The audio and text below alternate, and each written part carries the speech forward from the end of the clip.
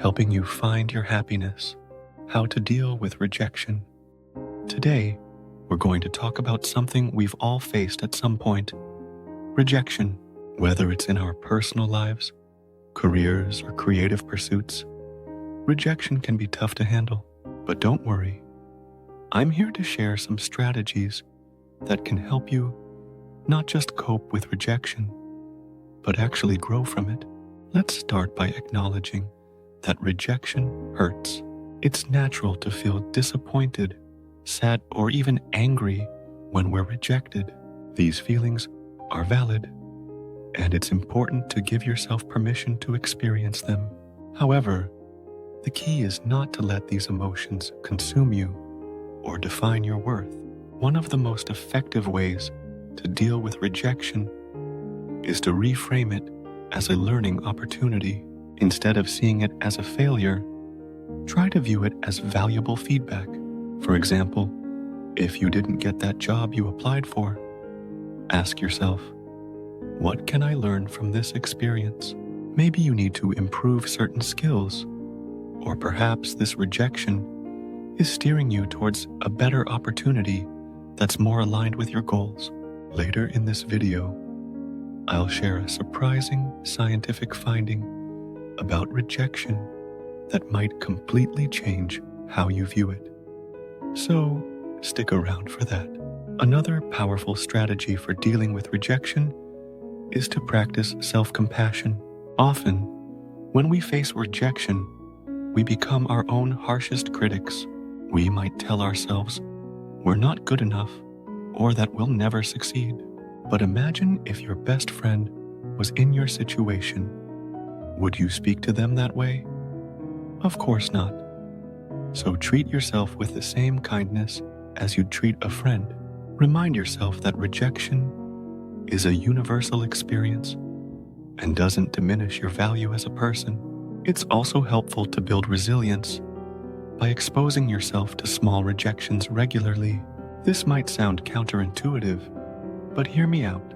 By putting yourself in situations where rejection is possible, you gradually become more comfortable with the idea that rejection isn't the end of the world.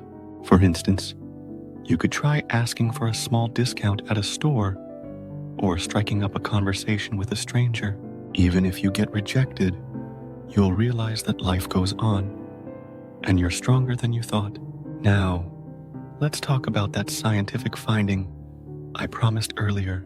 Researchers at the University of Michigan found that the brain processes social rejection in the same way it processes physical pain. This means that the pain of rejection isn't just in your head. It's a very real physiological response.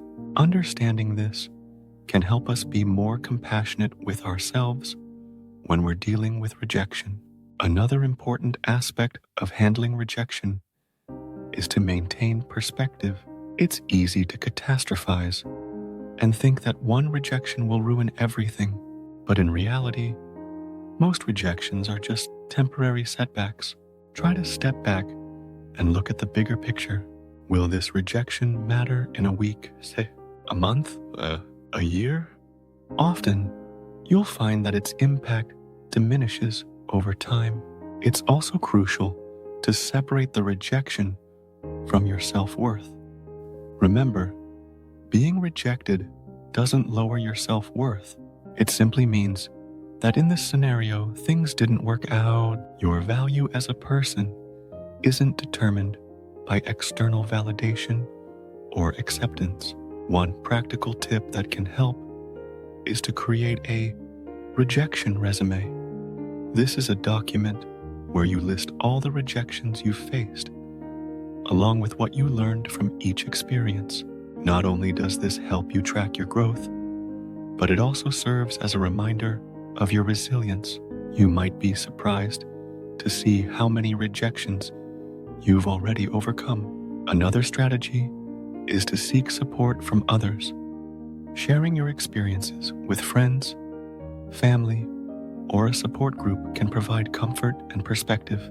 Often, you'll find that others have faced similar rejections and can offer valuable advice or simply a listening ear. It's also important to celebrate your efforts, regardless of the outcome. If you put yourself out there and face the possibility of rejection, that's already a win.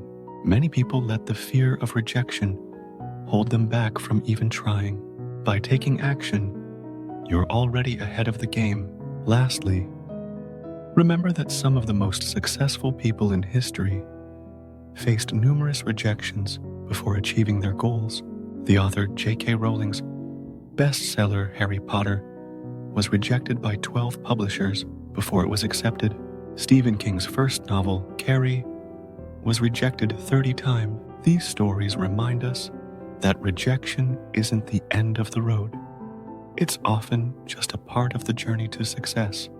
In conclusion, dealing with rejection is a skill that we can all develop by reframing rejection as feedback, practicing self-compassion, building resilience, maintaining perspective, and celebrating our efforts.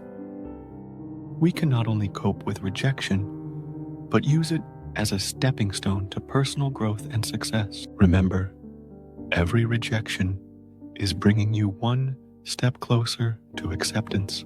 So keep putting yourself out there, keep learning, and keep growing. You've got this.